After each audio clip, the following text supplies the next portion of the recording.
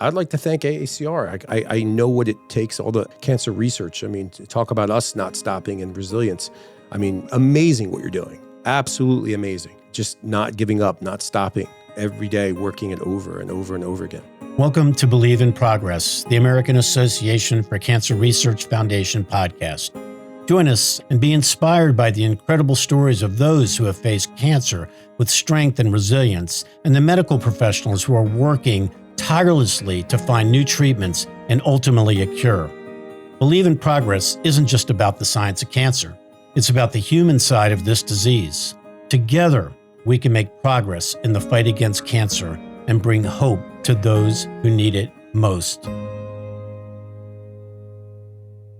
Today's episode is about a revival of both a city tradition and a shared sense of purpose. The Philadelphia Cycling Classic, once a staple of the city's sporting calendar, is coming back in 2026. And behind that comeback are two men with big vision and deep community ties. Carlos Rogers is a Philly native, lifelong cyclist, and race promoter with a passion for the sport and the people it brings together. Eric Robbins brings decades of financial and operational leadership to the team and a personal connection to the mission behind the race. Because this isn't just a return of a race, it's a reimagining with the AACR Foundation as the official charity partner. That means every mile pedaled, every cheer from the crowd, and every sponsored dollar will help fuel life-saving cancer research. Let's meet the team making it happen and find out what's ahead. Welcome, Eric and Carlos, to Believe in Progress. We're so happy to have you here. Happy to be here. Thank you for having us. I'm honored. It's my honor. Carlos, we met a little over 3 years ago. Tell our audience a little bit about why we met and what this dream of yours was all about. Yeah, well, about 3 years ago is when I started this initiative. Never thought I'd be in this position, but the demise of professional road cycling kind of cast a pall on the sport here in this country. Obviously, losing the Philadelphia race in 2016, people were just wanting to see it come back. I started this initiative. I'm a full-time hairstylist. I own a salon in Old City, Philadelphia. And I started kind of put my pot on boil, so to speak, to try and throw spaghetti against the wall at the time, working independently. And one of my clients was Steve Ziobro, an employee here at AACR. And I said, "Hey, Steve, I'm working on this project." He said, reach out to Mitch Stoller.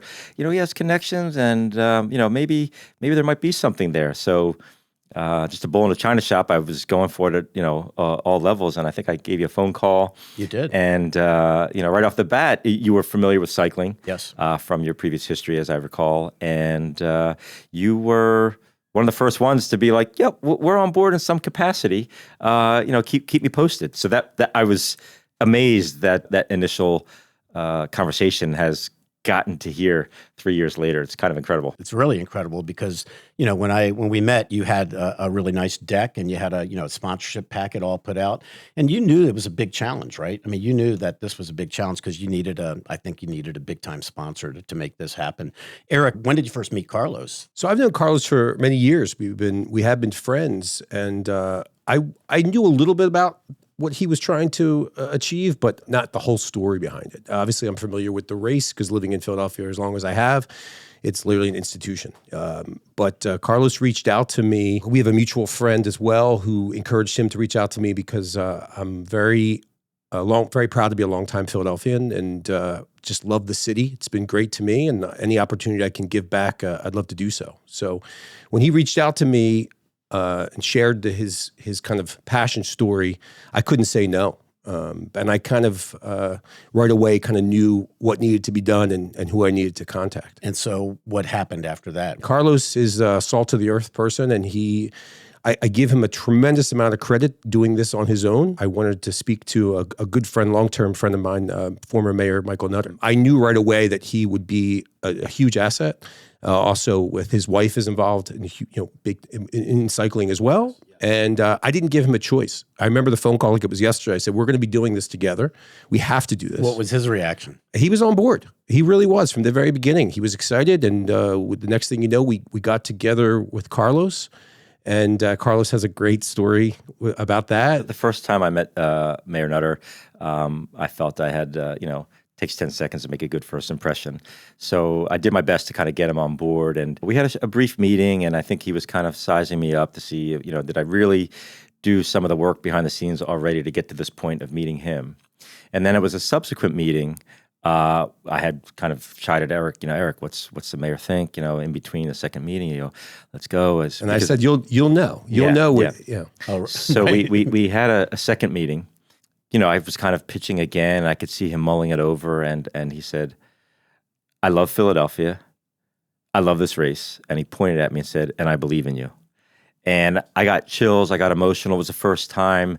You can say emotional. You cry. I think there was some tears. It was just the Rightfully first so. time that I had. Sure there was tears. Yeah, made it a connection to somebody, I hate to say, powerful, but somebody that has connections. I try and keep everybody on the same platform. Yeah. But obviously, his connections and his enthusiasm was what's going to push this forward. You needed to have that. I needed to have it. You really needed to have that. Yeah. But what a great story. Now, I've had the pleasure of interviewing Mayor Nutter here on Believe in Progress, and I have to tell you, I was so nervous. But when he got behind the microphone, he made me feel great. Yeah. And he was, oh my God, when the lights went on, he was unbelievable. So what a great champion to have, right? He's a little seasoned. He's been around the block.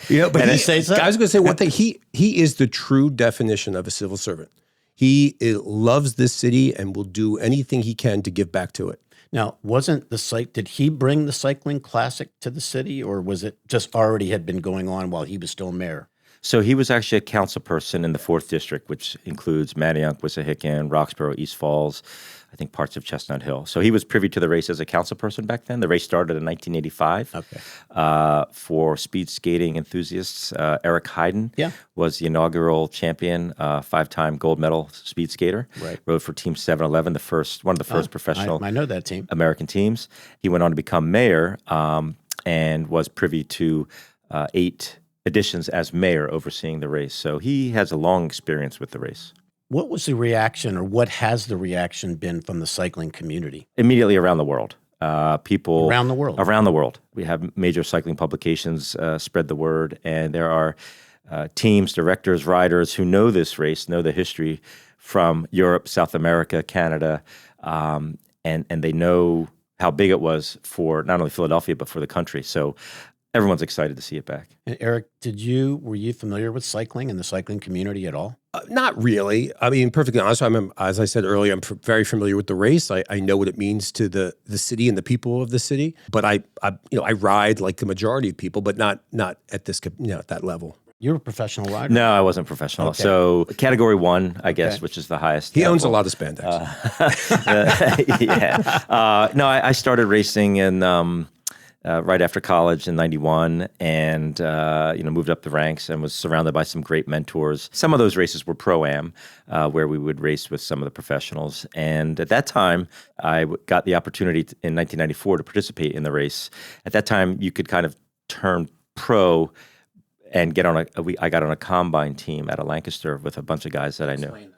So at the time, we didn't have enough American professionals here back in the 90s, and the rules were different. So you were allowed to get a pro license and ultimately go back to being amateur at the same time. So I got a pro license, and at that time, there were really 3 races. There was a race in Lancaster on a Tuesday, there was a race in Trenton on a Thursday, and then Philly on Sunday. So I was able to race in Trenton, which was a thrill, and then Philly. And I lived in Manayunk at the time. My neighbors, I drove down to the Parkway, parked my car. Trained on that hill. Yeah, exactly. So it was a rush. Eric, talk a little bit about the city's involvement. I know that the current mayor seems like she's really on board with this, but can you talk a little bit about the city's role? Sure. This? Great question. I mean, phenomenal. The city has been a great supporter from day one.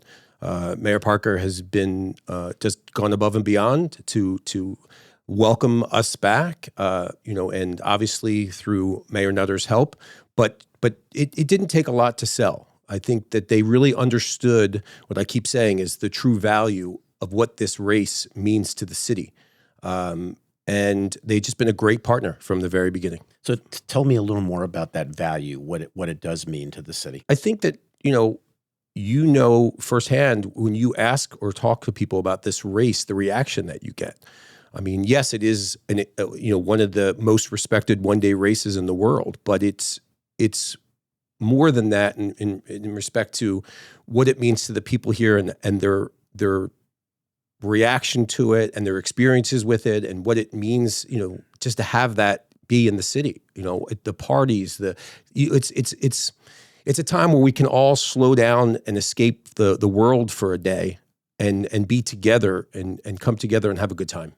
Yeah, Eric calls it the people's race. That's exactly what it is. It kind of, Yeah. in a way, belongs to the people because, 30-year history, people have an emotional attachment to something that they used to attend to every year. People go to the Mummers Parade, they have an attachment there. But this brings so many people together of all walks of life, of all socioeconomic backgrounds, of all colors, and it's accessible. You can get up and close to the riders. So there's time in between each circuit. It's a circuit course. 25 minutes or so to kind of hang out with your friends, share a drink, have a barbecue, listen to music, and then here come the riders. Get close to the riders, and then go back to commiserating with your friends. Can you talk a little bit about the circuit and what the course is like? Sure, yeah. So the start finishes on the Ben Franklin Parkway, and it goes out Kelly Drive to Manayunk, Main Street Manayunk, which is primarily a business district, but residential just above in the hills, and makes a right turn at Lyceum up to Levering, and that is the famed Manayunk Wall. For people that are going to be watching this and listening to this from around the country, could you just explain the Manayunk Wall? Yeah, so it's a couple of tight turns before you go into the hill, and then it's a kind of a slight semi-steep pitch, and then you make a left, and that's where the pitch really goes up to, I think, 17, 18, 19%. And then when you crest the top, you're still kind of going up. So there's really no relief. And so it's a great viewing spot where the riders go the slowest on the course.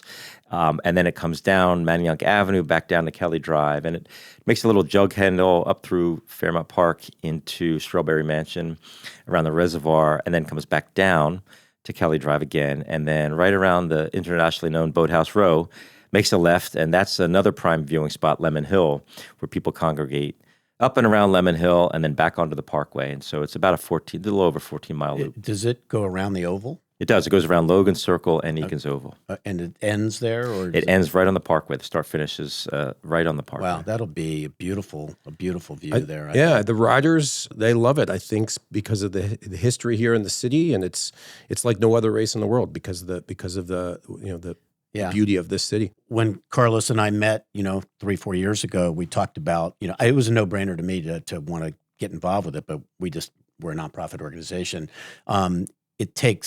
It takes a lot of supporters to make this happen. Eric, can you talk a little bit about your lead supporter that you announced? It takes a team of people, and we have assembled an unbelievable team from ourselves to the original production company, G4, Robin Morton, who is just a legend in the sport itself. She's unbelievable. For us, it's about paying respect to the past, and obviously bringing on as many individuals who were there for the race before, who helped build that race for many, many years.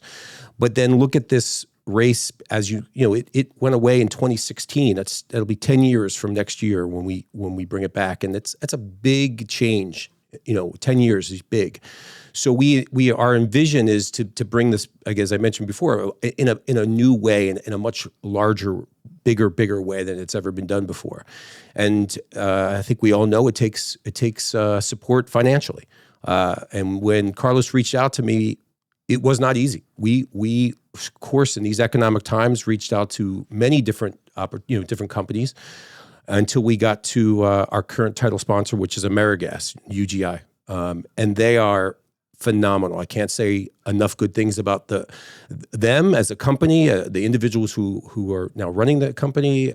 Just been amazing to deal with. A Pennsylvania-based company? Correct. Yeah, actually, it's a subsidiary of UGI, which started here in the late 1800s, right in Center City, Philadelphia. Mm-hmm. Oh. And their home base now is in King of Prussia. And do you see them getting their employees involved and excited and enthusiastic about this? Exactly. They exactly that, and they are just been again a great partner to work with. And I said we actually were with them yesterday. We had a very long meeting with them and their staff. And one of the things I brought up at the meeting was the way I view it is it's very clear they care as a company. They care. They have their own reasons for supporting this race. And I think that a lot of our vision and the reasons for us kind of go parallel or hand in hand for what they're looking to get out of this race. And they really do care as a company. And I think, while it might not be a household name, our goal is to do that across the country. They're, nationally dispersed throughout almost every state, I think. So we'd like people to know AmeriGas as its own company, and then AmeriGas aligned with the Philadelphia Cycling Classic. Right. And I'm sorry, I just want to say another thing. They're not interested. I mean, of course, they want to do right locally, and that's obviously where the race is. But they want, as Carlos just said, that message and that effort to extend much farther. Will this message be extended beyond our beautiful city here? I mean, is this going to become could this become a national, international thing that people will be aware of? For sure, the race stands alone on its own, but it's always been supported by a title sponsor. And so, again, trying to, AmeriGas, it's kind of an easy name to remember, and I do think that it will help them with visibility around the country as we grow with them. Yeah. I think one of the things I would add is one of our partners, I'm proud to announce, talk about support from the past, is WPVI, ABC.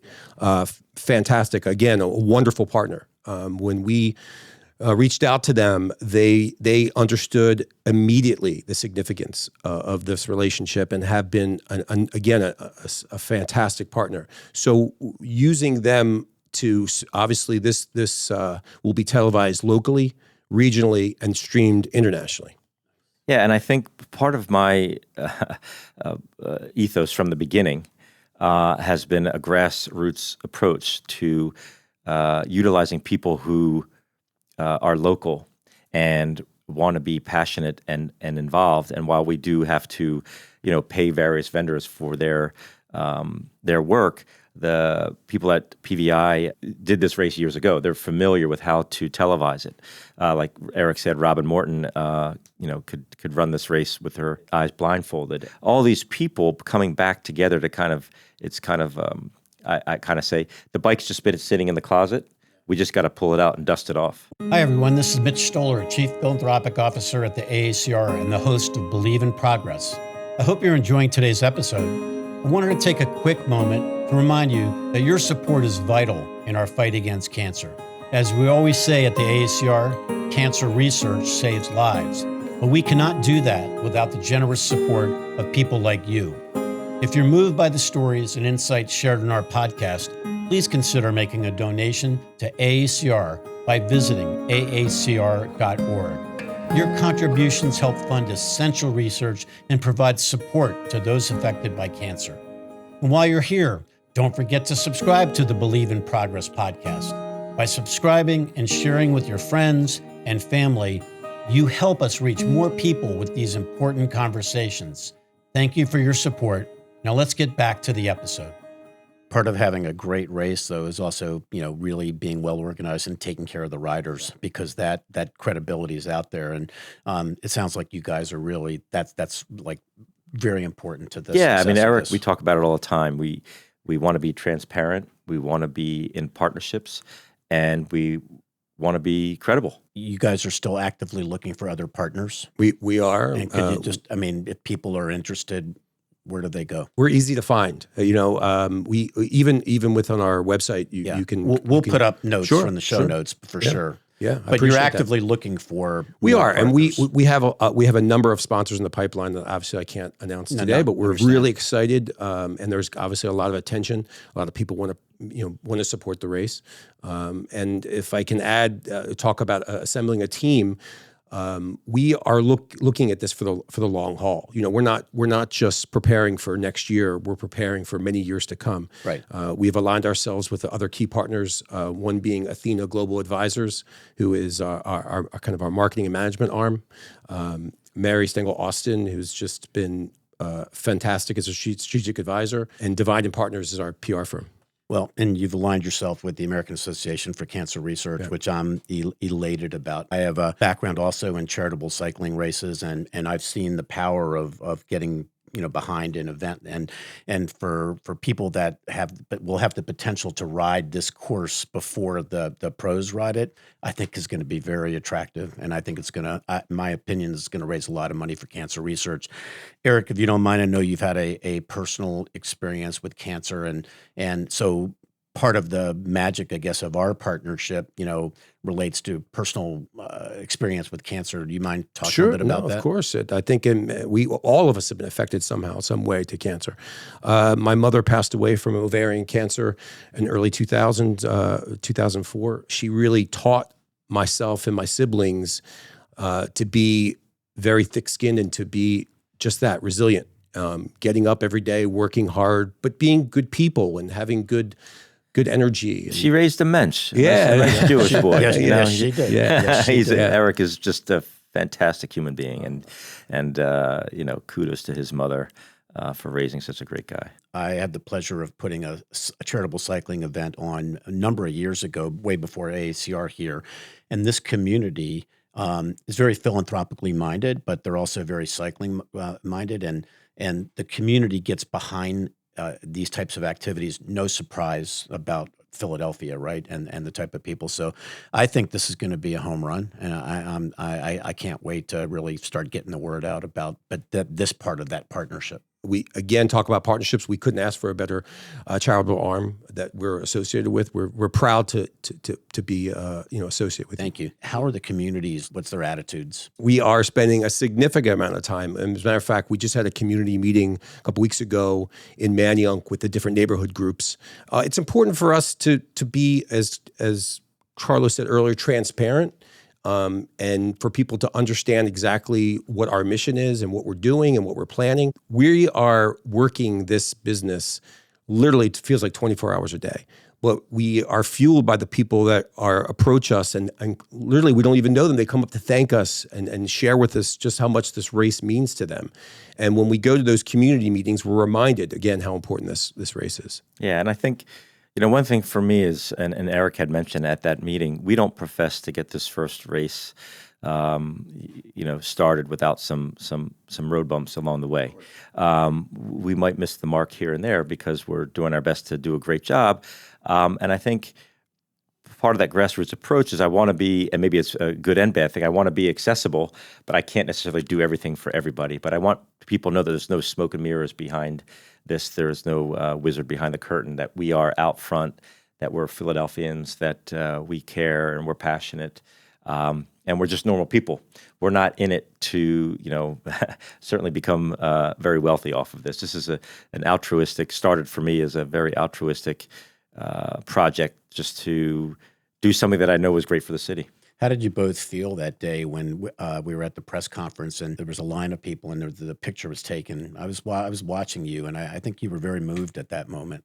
What was that feeling like? I'm not one to give a pat on the back for a job well done. We still have a long way to go. Yep. It was a great milestone, and the energy in the room was palpable. And you could tell people, like Eric said, there's some kind of emotional attachment to this race. And it was just a great feeling to be able to finally go out in public. For the first year and a half on my own, I chose not to do that because I didn't want people to kind of denigrate me and say, this guy will never get it done, and kind of say that the race is coming back without a platform. And so to finally be able to kind of publicly say, we're here, it's coming back, was a great moment for me. Speaking of the city, the potential economic impact that this race can have on the city, big time. Sure, absolutely, and that is was a driving force for one of the reasons we wanted to bring it back. I mean, there's no doubt we're talking about over 100,000 people coming out to this race, but it's important for us that not only does it affect obviously in Manayunk and localized to the Parkway, but we wanted to extend far out to other areas of the city as well. So we're working with the city and the Visitors Bureau to put a plan together to help bring the city together and bring opportunity to as many businesses as we can. There's going to be a lot of people attending this race. They say what 95%. Endemic local, yeah. And there's another shout out to eConsult Solutions, one of the premier economic research firms here in the city. I had reached out to on my own prior to Eric and Mayor Nutter, and Pete Angelides, the owner, did an economic impact study for free to help my sponsorship deck.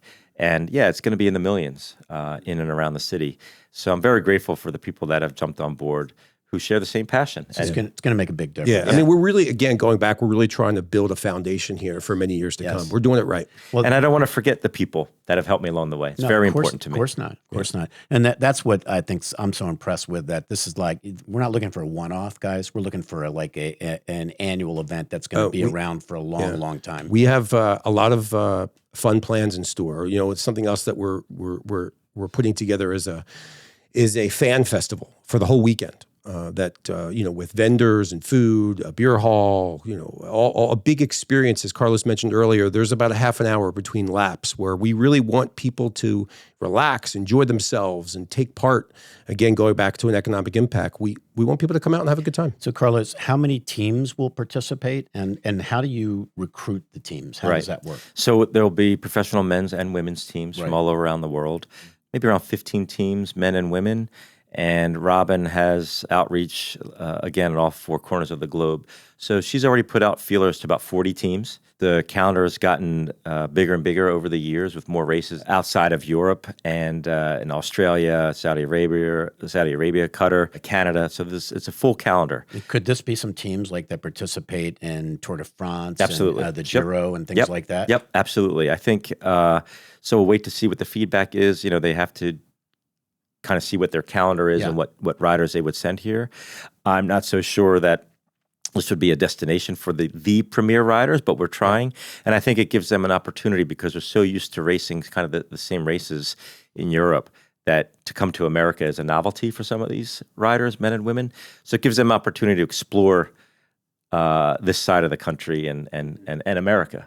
But they love this race. Yeah. They do. They absolutely love this race. And I was going to add one other thing is the date historically was in June for this race. We pushed it to the end of August 30th, 2026, because there's another classic race in Maryland happening the week after. So we thought it'd be a great opportunity to have those two races be close together for obvious reasons. And then it's a big year here, obviously, next year. And we wanted full calendar, yeah. But we are very proud to announce that we out of all those wonderful events coming to the city next year, and we're certainly welcoming them and really appreciative that they're going to be here. We're the only event next year that will be returning the years after. You still ride? I do. I rode this morning. How far? I work, so Wednesday's my day. I block out till noon. I got on my bike at 9:30. We did a 30-mile ride out to Gladwin, and then with my buddy and came back. 30 just miles, right? And the old I days. didn't even drive 30 miles. I miss the longer rides, but and I get out on here and there with a couple other fellas and get a longer ride on the weekend. Quick story: I was in Austin, Texas, and I was riding, and I was behind a few pros, and I was pedaling as hard as I could, and they were coasting. Yeah, and it's amazing just what kind of athletes these guys are. People don't understand sometimes. If you ride a bike, the next question is, have you done the Tour de France? Right, because they don't equate the riding a bike to the professional sports. Right. That's like saying, do you play basketball? Well, how come you're not in the NBA? Right. That's the level of talent that's out there that'll be coming back to Philadelphia. I've had the wonderful opportunity to be around when we were in the Maryland race and see the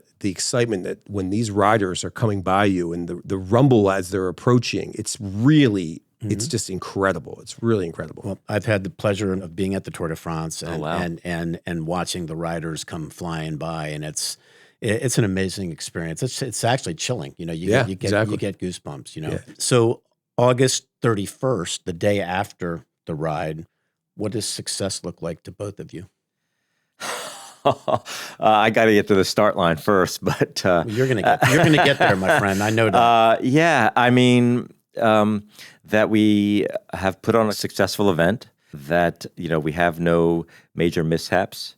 with riders. Crashing is part of the sport, but hopefully everyone keeps the rubber side down. That there is a feeling of the community that it's back, and we can't look forward to next year.